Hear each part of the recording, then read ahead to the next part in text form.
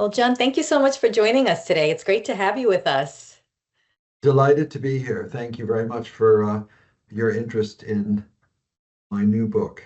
Yeah, and we're excited to get into your new book and your background. So start off just by telling us a little bit about yourself and your career journey.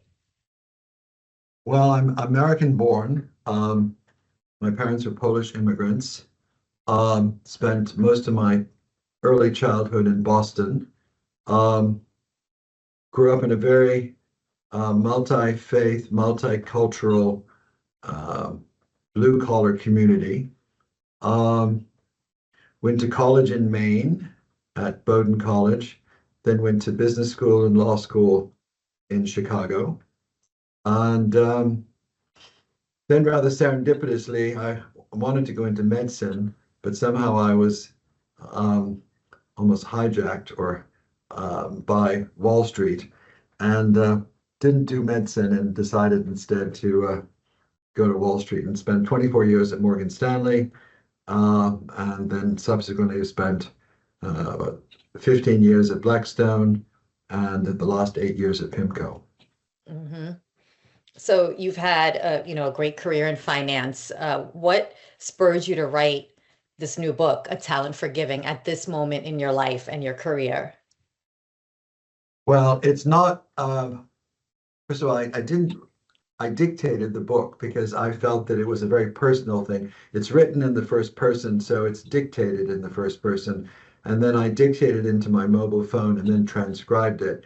Um, I wrote an editorial about 3 years ago for the New York Times at Christmas that basically said everyone at Christmas has to find a way to give of themselves, that their real currency is not cash, but that it's other things like time or their talent, which they can contribute. And of course, talent can be looked at many different ways.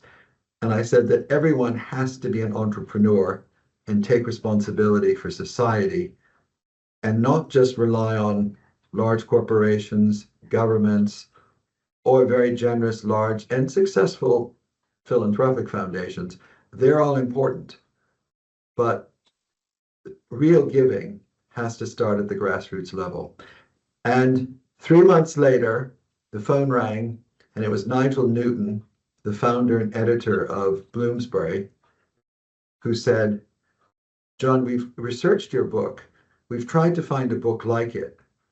Lots of books written on philanthropy, lots of books written on big stars giving away lots of money. But no one has actually talked about the philosophy of how you use your own journey to make yourself a more engaged, generous person for the common good. And I talk a lot about the common good. And I'm also a great fan of Benjamin Franklin.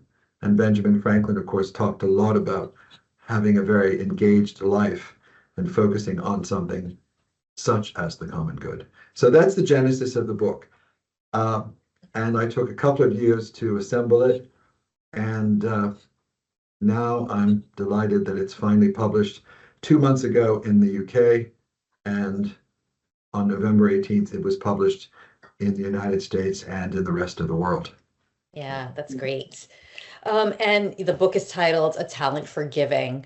Tell us what talent means to you in this context and why you chose it as a central idea for the book.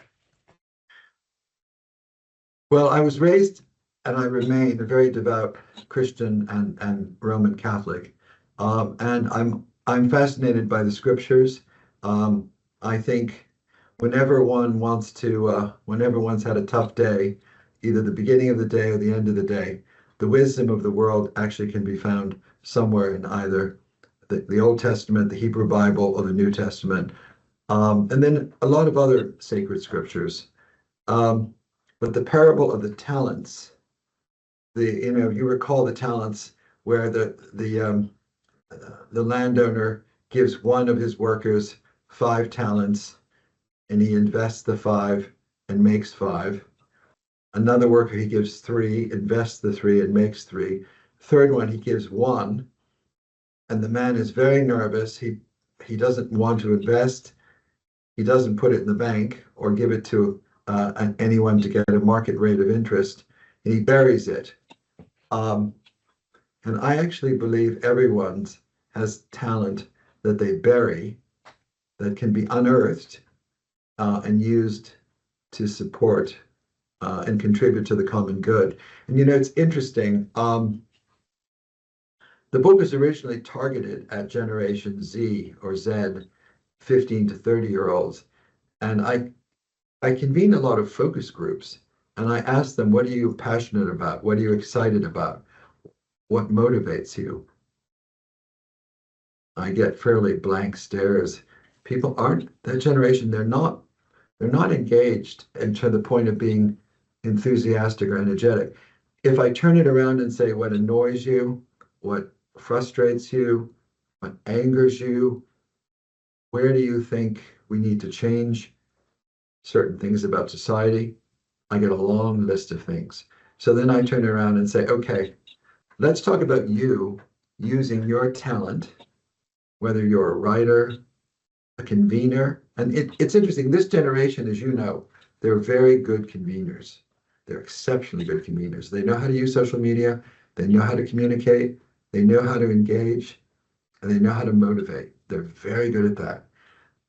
But when you talk about this, you say, look, you've got to think about how you personally can try to change the world rather than abdicating this responsibility to a different generation. And what happens is, of course, when you use the word philanthropy, their eyes glaze over and they say, philanthropy, that's not about me. I don't have $1 billion. I don't have time for a big foundation. And I say, no, no, no, no, no. This is about you on your level, with your lifestyle, figuring out how you can change the world. And it may be something as simple as one person at a time. Yeah. And you write about that in your book, right? That money isn't just money is just one part of the ecosystem of giving. Tell us more about some of the other elements that matter just as much, if not more. Well, the book is constructed around T's: time, talent, treasure, ties, like networks, technology, the power of two, which I feel the power of two is really the reference to mentoring. Mentoring is a very important thing. Um, Quite often, I say to young people, someone gave you your first job, your first apprenticeship, your first internship, your first summer position. It might have been volunteer, it might have been real, might have been paid. Who was it and why? And everybody says yes. And I said, well, okay, maybe you need to think about how that affected you, your self-confidence, and what talent all of a sudden started to emerge, and how you can use that talent, and then how you can turn around and mentor others who might be in the same position. So there's a wealth of T's in the book, things like tenacity. I think if you've got a very strong project, sometimes you get frustrated. My theory generally is if you've got a good idea, you've got good talent, the money will come. And philanthropy doesn't start with money. And actually, money, as you know, is a transaction. Um, the best example I can give you is um, money. Money is important in terms of charity, like giving someone a fish. Someone needs a meal, someone needs a place to sleep, someone needs a winter coat, it's freezing. Someone might need a scholarship. That's charity. That's giving them a fish. Real philanthropy is actually teaching them to fish, giving them a sense of self-worth, self-importance, self-esteem, and helping people, if you will. And I know this is all common sense, but it isn't common sense for everyone, thinking if you teach someone to fish, you may well change their life, and then they may well change someone else's life. I'm sure you can think back on your very early days when someone believed in you, when they taught you to fish in terms of your career, learning a professional discipline, learning an expertise, and developing that. The same thing applies to philanthropy. Yeah. And I guess that goes to the idea you talk about entrepreneurial giving, right? Giving with creativity, flexibility, with a personal purpose. And that's how the way you define philanthropy really differs from the mindset of sort of the traditional philanthropy, which is really around, giving with money. I think you need both. And I don't, the book is not about commenting on large pools of capital, building bricks and mortar, museums, schools, hospitals. Those are all playing a role.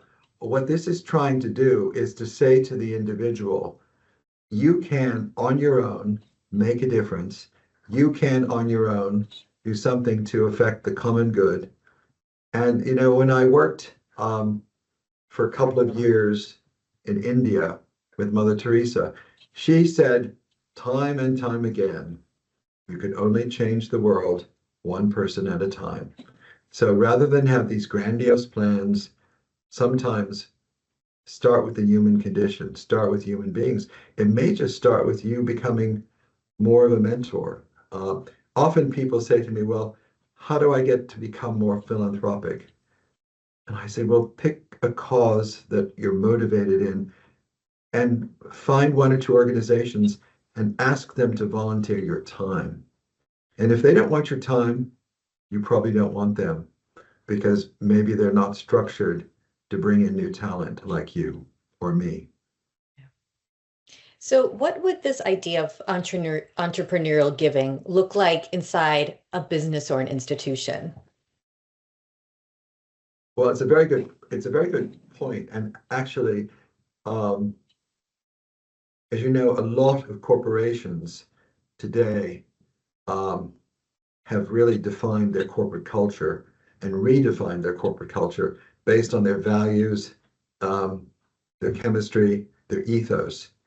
And a lot of that has to do with what the organization stands for in terms of how it supports society. Obviously, it creates jobs, but how does it support the common good? And many corporations ask individuals or encourage individuals or should encourage individuals to put forth projects that the company can support. They can provide match funding, but also they can allow employees to volunteer a certain number of hours per week in relatively new projects. I mean, there are established foundations. We've all done work every year for UNICEF or Save the Children or the Red Cross. These are important and they play a role. But if, let's say you come up with an idea that you really like that deals with an issue in a certain city or community, many companies will embrace those ideas and support you in terms of letting you spend a portion of your week and also perhaps even providing match funding.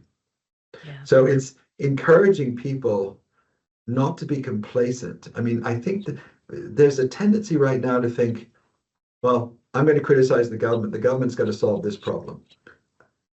Educational institutions can solve this problem. Corporations can solve this problem. Um, it starts with you. It starts with me. It starts with us. What are we doing? What are we giving of ourselves? And the book is a narrative. It's a personal narrative about how I've done this really over the last really 60 years. Yeah. So you give some really great ideas. So if leaders wanted to start to develop this culture, of generosity, building that within their organizations, where should they start? I think leaders, two things. You either engage people, uh, convene people and engage them and asking them to talk about what they think they're they're frustrated with, annoyed with, or what they'd like to change. That's one thing. The other end of the spectrum is to encourage people to volunteer their time. I can tell you, um, giving your time, even if it's for 2 or 4 or 6 hours a week, it has a multiplier effect on benefiting you. And therapeutically, it is much, yeah, we all talk about wellness in terms of, and this always happens, as you know, at the turn of the year. People talk about new gym memberships, or they're going to become more disciplined about eating more protein, leaving alcohol at home, or engaging in protein shakes or vegetable shakes. They can add doing something for the common good uh, as part of their wellness regime. And I promise you, everyone who does something, whether it's volunteering time or creating a new initiative or project, the multiplier effect is not just 1 or 2 times, it's 5 or 10 times. People ultimately feel that they've done something, and they've not only enhanced someone else's life, but they've also learned more about themselves. Mm. And so when you think about that, and if everyone was able to do this, you talk about this vision, right, of a more generous society that benefits everyone. What does society look like, let's say in 10 years, if people did this, if your message takes hold?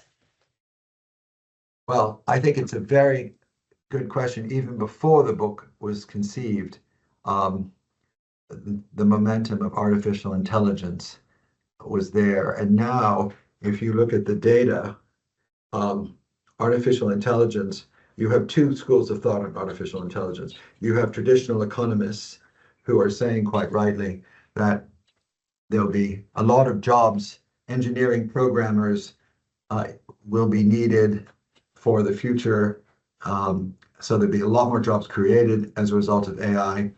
But then again, a lot of other jobs will be eliminated. That's really what economists will say. What the tech world is saying is that it's going to have a net benefit to cost structures, and that it'll enhance productivity. It will allow us to have better margins, but it could also create a lot of unemployment. So I think what it does do is, if you take it forward, not 5 years, but 10 years, um, you have to have a scenario where people are looking at a broader group of things that they can do to engage in society, including doing things that support each other. Because I think AI is going to have a much more exponential effect on a number of levels. Job creation in some areas, but it's also going to create a sense of what I call digital exclusion. And a portion of society will increasingly be excluded unless people pay attention to that. Yeah. So, in just building on that, where else do you see technology sort of impacting just the world of giving and philanthropy? Do you feel like there could be a point where people become too reliant on technology when it comes to things around philanthropy and giving, or that it could maybe even help people or organizations sort of identify their talents, to match them to causes more effectively? Tell us Well, about what your view well, is. technology, and we talk about technology in the book. Technology is very powerful.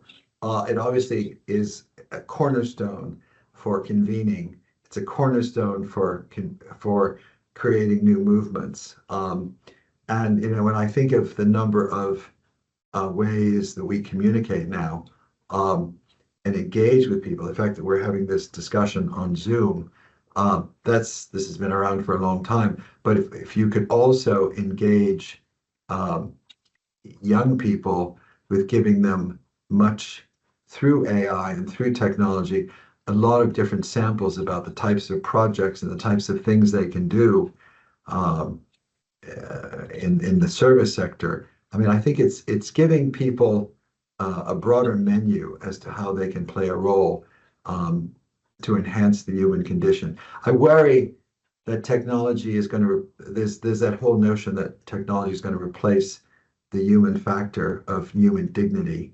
And I think one of the things that giving does do is enhance.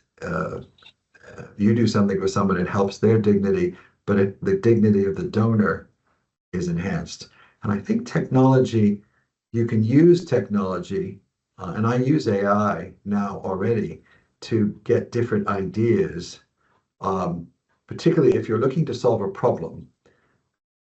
You say, okay, what has been done in the city of New York today to solve this problem? And AI will give you a pretty good cross section of what's going on. And then you can then cross-examine that with what about ideas, pressure testing different ideas that you have to see whether other people have tried these different models. So it gives you a much better reference unit to play with. It's if you will, it's a good toolbox to test a lot of the things that I talk about in the book. Sure. Yeah. And when you talk about that vision, right, of a more generous society that benefits everyone and what society can look like in the future, what do you think are some of the main systemic or structural shifts needed, in governments and business to enable this type of society?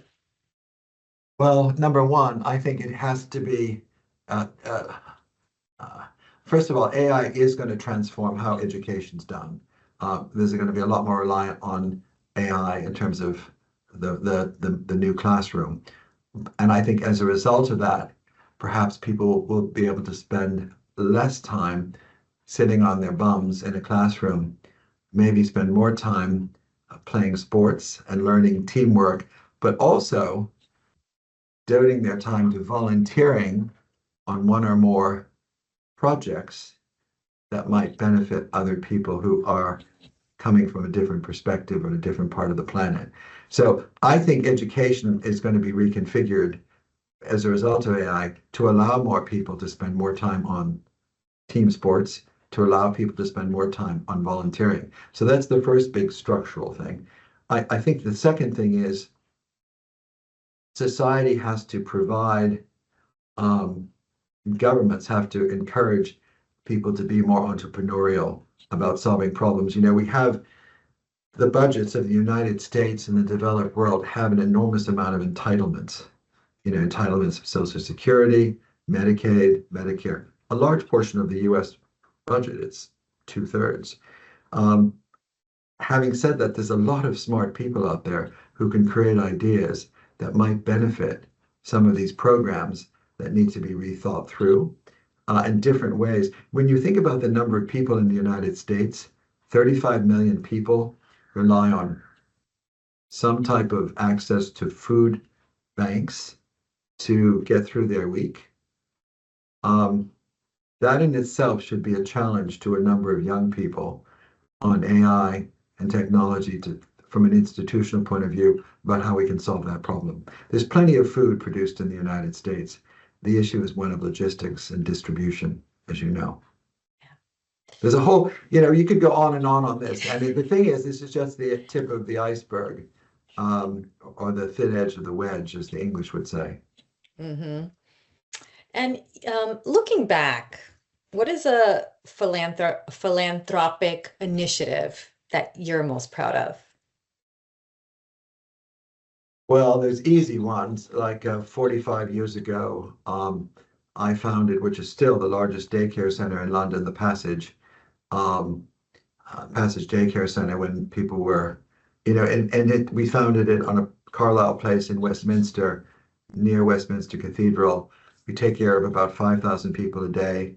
Um, and this is where orphans and other homeless people were taken care of in the 19th century, in Westminster as well, in the middle of London. So that part of London hasn't changed, but we structured this, and it's now become a very big, multifaceted project that's very financially stable, that does everything from, give people fish to teach them to fish and become a lot more self-sufficient. So I'm proud of that.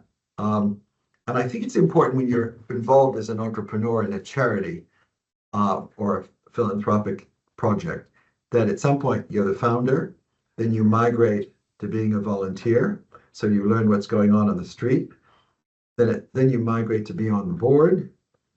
then maybe you step away to make sure the management, the leadership continues to evolve.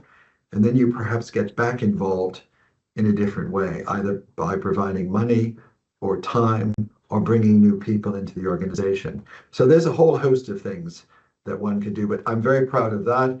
I'm very proud of the Genesis Foundation, which I founded 25 years ago, which nurtures young artists and gives them their first break, whether it's in visual arts, theater, music composition, photography. It's really giving people, in many cases, their first, we do basic things like fund scholarships to places like Juilliard or the Royal College of Art or Lambda or RADA in London. But we also do a lot of other things that are a lot more complicated on playwriting, for example. So, I'm pleased with these things, but it's all about finding like-minded people and finding and developing proper partnerships with people and sometimes other institutions. Yeah, it's great. And finally, if someone reads your book and takes away one idea and applies it, what would you hope that idea is? That the most important thing you're going to get from contributing to a more generous society and the common good is the person who's going to benefit the most is you. And that sounds selfish. It sounds somewhat narcissistic, but it's not. I think we have to realize we think that giving is taking away. But I will reference something that's on the gravestone of Herman Melville, the great American writer who wrote Moby Dick. You have what you gave, you had what you spent, you lost what you kept. So everything you've given, you have what you gave. That's part of your balance sheet. That's part of you.